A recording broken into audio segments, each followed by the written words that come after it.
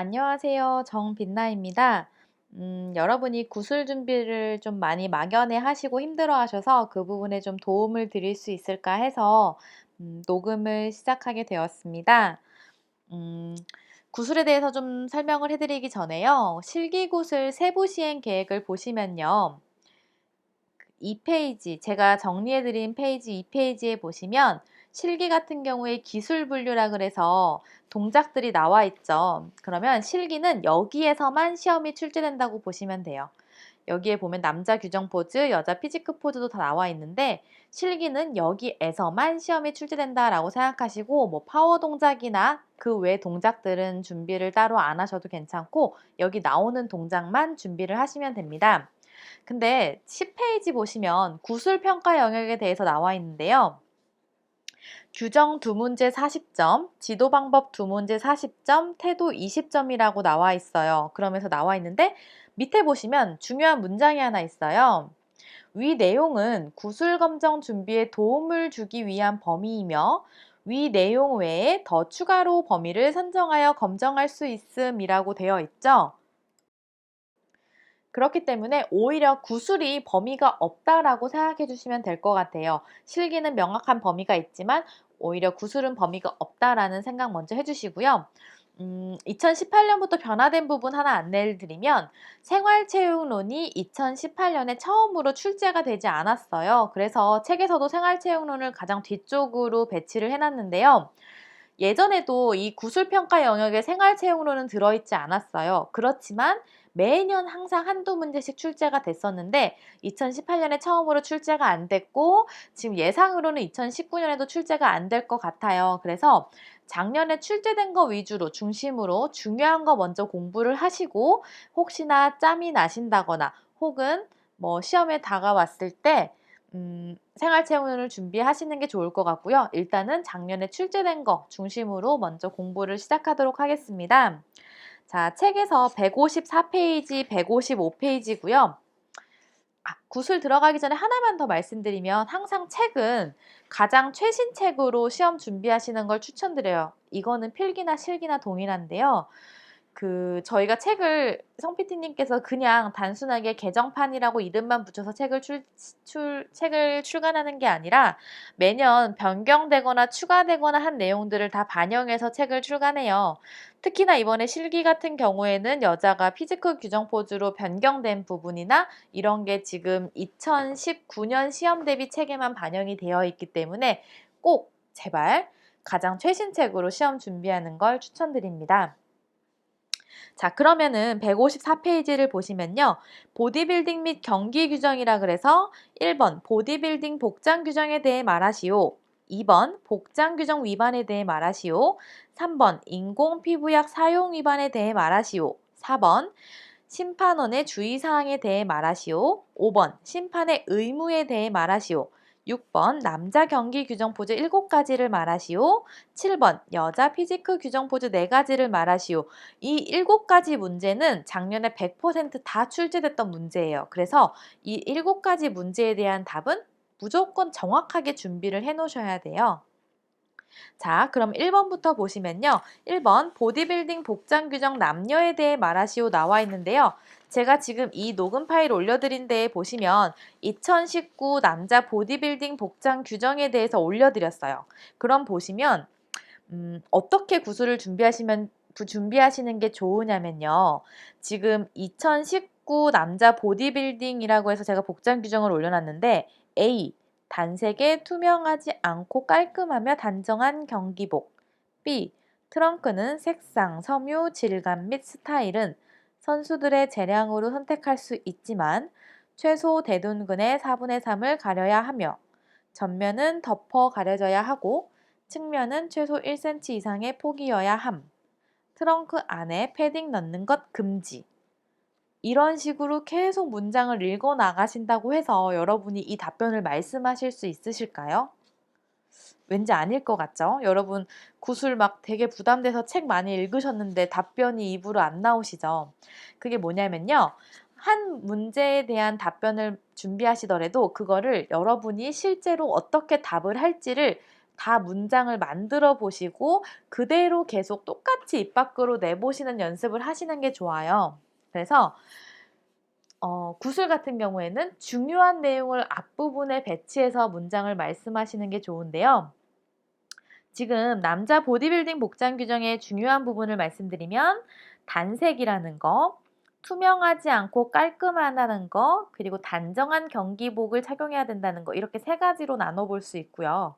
그 밑에 보면 트렁크에 대한 부분은 색상, 섬유, 질감 및 스타일은 선수들의 재량으로 선택할 수 있다는 부분은 이렇게 괄호 쳐셔도 돼요. 이 부분은 조금 중요도가 덜하고요. 중요한 건 트렁크는 최소 대둔근의 4분의 3을 가려야 하며 전면은 덮어 가려져야 하고 측면은 최소 1cm 이상의 폭이어야 한다라는 게 중요한 내용이다라고 보시면 되고요. 밑에 여자 피지크 복장 규정 보시면 B에 있는 내용이 중요해요. 최소 대둔근 혹은 둔부의 2분의 1 이상과 전면을 가리는 비키니여야 한다. 그리고 끈으로 된 비키니는 엄격하게 금지한다. 이 문장이 중요합니다. 그래서 이렇게 중요한 문장의 밑줄을 쳐놓고 여러분이 말로 답변을 준비하시는 거예요. 아, 나는 보디빌딩 복장 규정에 대한 문제가 나오면 남자부터 얘기할 텐데 뭐 트렁크에 대한 기준을 먼저 얘기해야지 라고 생각하시는 분들은 뭐 이렇게 답변하실 수도 있어요. 남자 보디빌딩 복장 규정의 경우 트렁크는 최소 대둔근의 4분의 3을 가려야 하며 전면은 덮어 가려져야 합니다. 그리고 측면은 최소 1cm 이상의 폭이어야 합니다.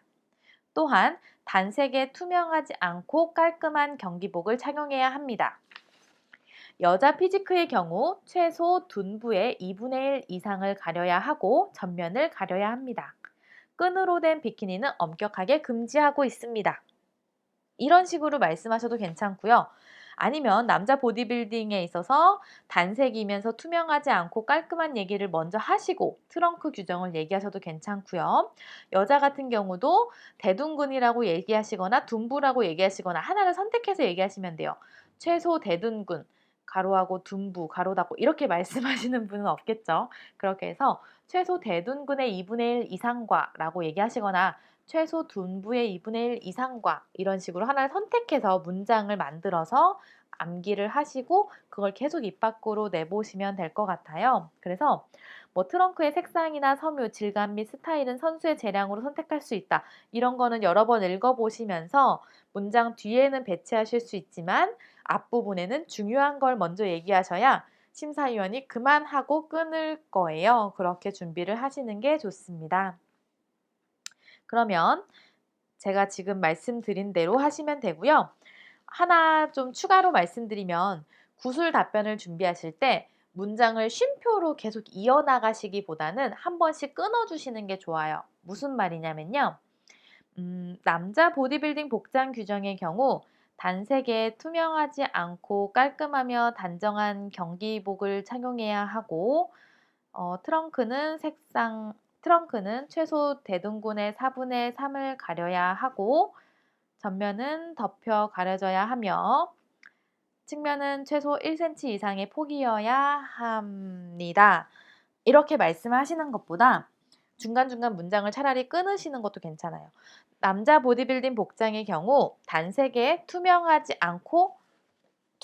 않은 경기복을 착용해야 됩니다. 그리고 트렁크는 최소 대둔근의 4분의 3을 가려야 하며 전면은 덮어 가려져야 합니다. 그리고 측면은 최소 1cm 이상의 폭이어야 합니다. 이런 식으로 문장을 하나하나 다 끊진 않으시더라도 어느 정도 중간에 한 번씩 문장을 끊고 생각을 하시는 게 훨씬 듣는 사람이 깔끔하게 느껴집니다. 그것도 제가 좀 추천드리는 방법이고요. 그러면 지금 남녀 복장 규정에 대해서는 말씀하실 수 있으시겠죠? 제가 뭐 한 번만 더 말씀을 드려보면 보디빌딩 복장 규정에 대해 말하시오. 이 질문을 제가 뽑았어요. 그러면 남자 보디빌딩 복장 규정의 경우 단색에 투명하지 않은 경기복을 착용해야 합니다. 그리고 트렁크는 최소 대둔근의 4분의 3을 가려야 하고 전면은 덮어 가려져야 합니다. 측면은 최소 1cm 이상의 폭이어야 합니다.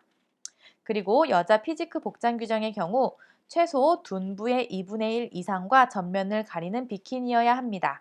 그리고 끈으로 된 비키니는 엄격하게 금지하고 있습니다. 라고 말씀을 하실 수 있으시면 됩니다. 그리고 복장 규정 위반이 나오는데요.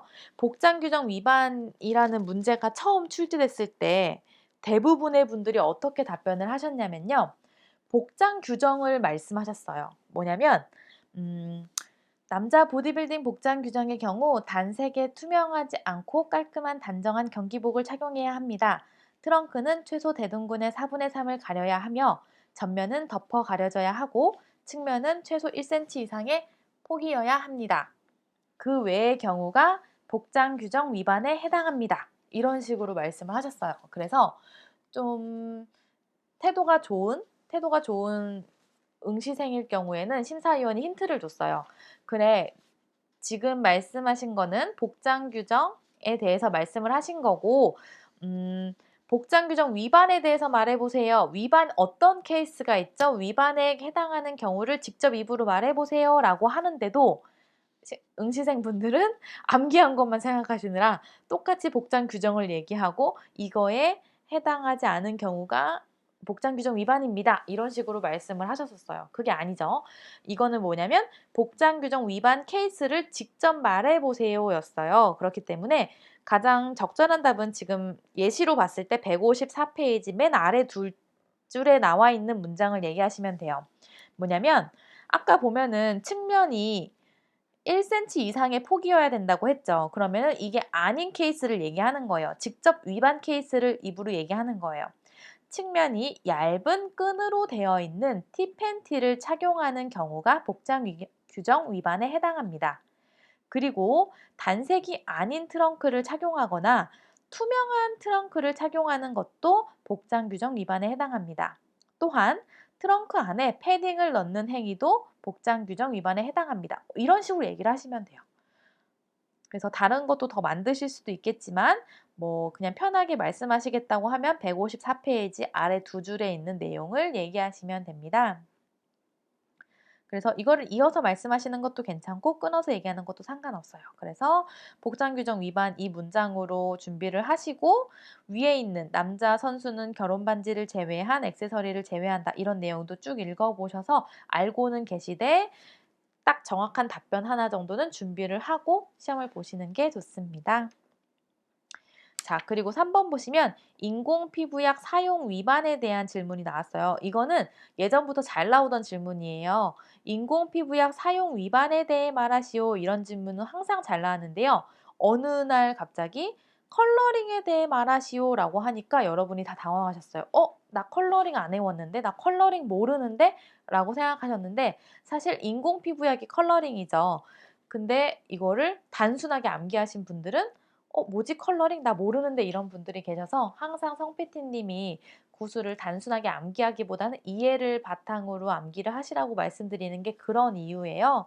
복장 규정 위반도 약간 응용된 거고 인공피부약 사용 위반도 질문을 다르게 컬러링이라고 질문이 나올 수도 있고요. 혹은 뭐 시합장에서의 컬러링에 대해 말하시오. 혹은 대회 컬러 크림 규정에 대해 말하시오. 이런 식으로 질문은 달라질 수 있어요. 그렇기 때문에 그 질문이 달라질 수 있는 것 같은 내용의 질문을 다 알고 계시면 되고요. 잘 안 나오는 표현이지만 혹시라도 인공착색약에 대해서 얘기하시오. 인공착색약 사용 위반에 대해서 얘기하시오. 이런 식으로 나와도 다 이 3번 질문이라는 거 알고 계시면 되고요. 그러면 지금 여기 나와 있는 내용을 가지고 여러분이 답변을 준비하시는 거예요.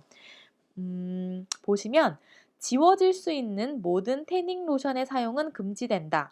예선 24시간 전 사용한 인공 착색이나 셀프 태닝 제품은 허용한다. 이렇게 뭐뭐 한다, 뭐뭐 함, 뭐 이렇게 답변을 연습하시기보다는 아예 시험 때 진짜 답변하실 문장으로 답변을 해보시는 게 좋은데요. 지금 세 번째 줄에 있는 문장 보시면 태닝 로션의 일부 또는 별개로 사용되는 광택, 광채, 윤이 나는 펄 및 황금빛 색의 사용은 금지된다. 좀 문장이 말하기 조금 어렵지 않으세요?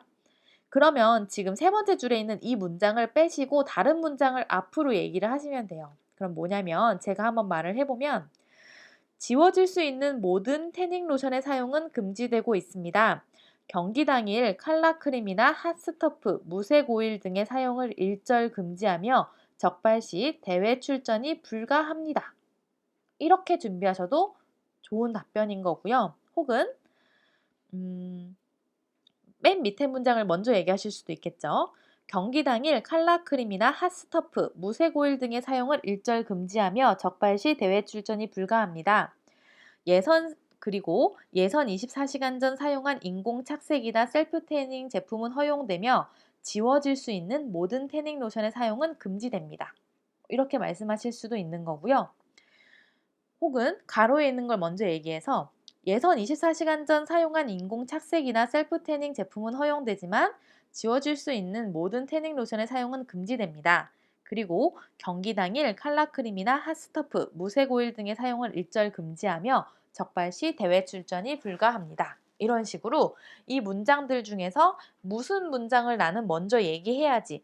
나는 핫스타프가 나오는 문장을 먼저 얘기해야겠다 하면은 이 경기 당일 칼라크림 이 문장에다 1번이라고 표시를 하시고 2번은 예선 24시간 전 사용한 인공 착색이나 셀프 태닝 제품은 허용한다. 이걸 2번으로 표시하시고 지워질 수 있는 모든 태닝 로션의 사용은 금지된다. 이걸 3번으로 표시하시거나 이런 식으로 나만의 문장 순서를 구성하셔서 그 문장 구성 그대로 계속 말씀을 해보시는 거예요.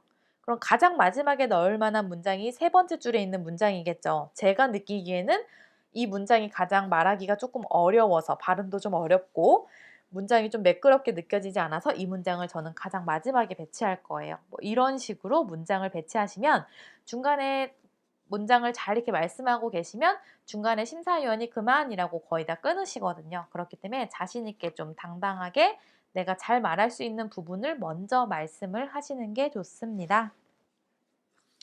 자, 4번 보시면 보디빌딩의 심사 규정에 대한 심판원의 주의사항에 대해 말하시오 나오는데요.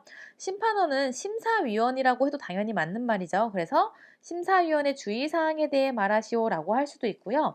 이거는 심사위원이 무엇을 하면 안 된다, 안 된다 이런 내용들이라서 심사위원의 규정이라고도 할 수 있어요. 그렇기 때문에 질문은 좀 달라질 수 있지만 심사위원이 지켜야 될 사항 이라고 보면 되겠구나. 심판이 주의해야 될 사항이라고 보면 되겠구나라고 생각하시면 되고요. 보통 이거는 몇 가지를 말하시오라고 잘 나오는 질문이에요. 그래서 보통은 세 가지를 말하시오라고 나오는데요. 세 가지를 말하라고 하더라도 여러분은 네 가지를 준비해 가시는 게 안전하겠죠. 세 가지만 준비했다가 하나가 기억이 안 나면 점수가 이제 감점이 될 수 있기 때문에 네 가지를 준비하시면 되는데요. 네 가지를 준비하시더라도 지금 보시면 1, 2, 3, 4번 중에 3번 문장이 가장 길어요. 그러면 저 같으면 3번 문장을 가장 뒤로 배치를 할 것 같아요. 그래서 나는 심판원 주의사항 나오면 술 얘기를 먼저 해야지. 혹은 선수로 참가하면 안 되는 얘기를 먼저 해야지. 이런 식으로 먼저 말할 문장을 정해 놓으시고요. 심판원의 주의사항으로는 심사 직전이나 심사하면서 술을 마시면 안 됩니다. 그리고 선수로 참가하면 안 되고 경기 중 다른 심사위원과 대화하면 안 됩니다. 이런 식으로 말씀하시면 되는 거예요. 혹은 선수로 참가하면 안 되고 심사 직전이나 심사하면서 술을 마시면 안 됩니다. 그리고 경기 중 다른 심사위원과 대화를 하면 안 됩니다. 이렇게 말씀을 하시면 돼요. 그래도 말씀하실 때는 마지막으로 네 번째로 3번에 있는 문장을 연습은 해보시는 게 좋겠죠. 다른 심사위원에게 압력을 행사하거나 채점 및 결정에 대해 영향을 주어서는 안 됩니다도 말씀하실 수 있겠지만 보통 가지수를 채워야 되기 때문에 3번 문장 하나만 말씀하시면서 우물쭈물 하시면 감점 받거나 다음 문제로 넘어갈 수 있기 때문에 짧거나 외우기 쉬운 거를 먼저 앞에로 말씀하시는 것도 좋습니다. 그 다음에 5번 보시면 심판의 의무 혹은 심판의 역할 혹은 심판의 자질이라고 질문이 나올 수 있는데요. 심판은 당연히 심사위원이라고도 할 수 있고요. 의무는 의무사항이라고도 할 수 있겠죠. 그래서 이것도 똑같아요. 준비하실 때 심판은 경기규칙을 준수하여야 한다. 심판은 공정한 판정을 하여야 한다. 심판은 판정에 대한 책임을 진다. 이렇게 준비를 하시기보다 하나의 문장을 구성해서 답변하듯이 준비를 하시는 게 좋은데요. 그걸 밑에 좀 써놨죠. 심판은 나는 공정한 얘기를 먼저 해야겠어 라고 했을 때는 이런 문장이 될 텐데요. 심판은 공정한 판정을 해야 하며 경기 규칙을 준수해야 한다. 그리고 판정에 대한 책임을 져야 한다. 또한 소집된 관련 회의에 반드시 참석하여야 한다. 이런 식으로 문장을 구성하시면 돼요. 여기서도 지금 5번째 문장이 가장 좀 어렵게 느껴져서 나머지 네 가지 내용으로 문장을 먼저 구성을 했죠. 그런 식으로 조금 잘 생각하셔서 문장을 구성해 보시면 좋을 것 같아요. 그래서 지금은 공정한 판정을 먼저 얘기한 거고요. 나는 경기규칙 준수를 먼저 얘기하겠다 하시면 심판은 경기규칙을 준수해야 하며 공정한 판정을 해야 합니다. 그리고 판정에 대한 책임을 지고 소집된 관련 회의에 반드시 참석하여야 합니다. 이런 식으로 말씀을 하실 수 있으면 됩니다. 그 다음에 6번 보시면 남자 경기 규정 포즈 7가지를 말하시오. 굉장히 잘 나오는 문제예요. 여자 피지크 규정 포즈보다 남자 경기 규정 포즈 7가지가 훨씬 시험에 잘 나오는데요. 이것도 한 가지 팁을 말씀드리면 첫 번째 프론트 더블 바이셉스, 두 번째 프론트 랩 스프레드, 세 번째 사이드 체스트, 네 번째 백 더블 바이셉스 뭐 이런 식으로 말씀하셔도 괜찮은데요.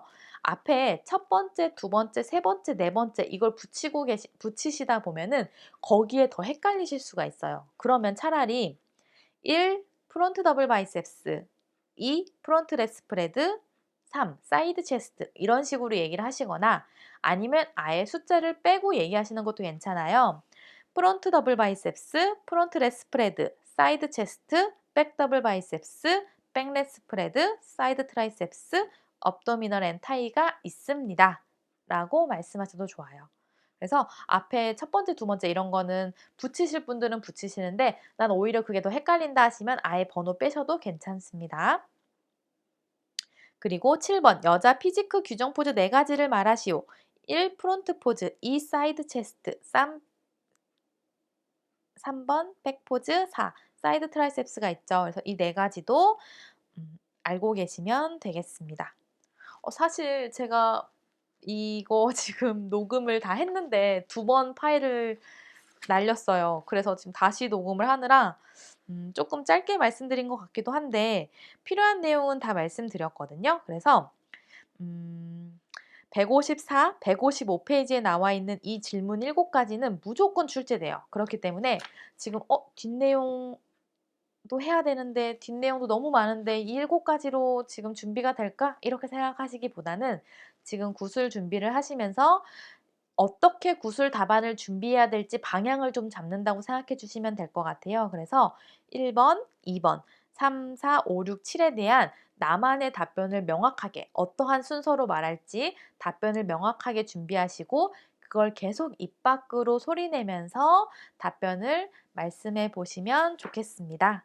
네, 그러면은 제가 다음번에는 도핑을 정리를 해드리도록 하겠습니다. 이 경기 규정 먼저 완벽하게 답변 준비해 놓으시면 좋겠습니다. 감사합니다.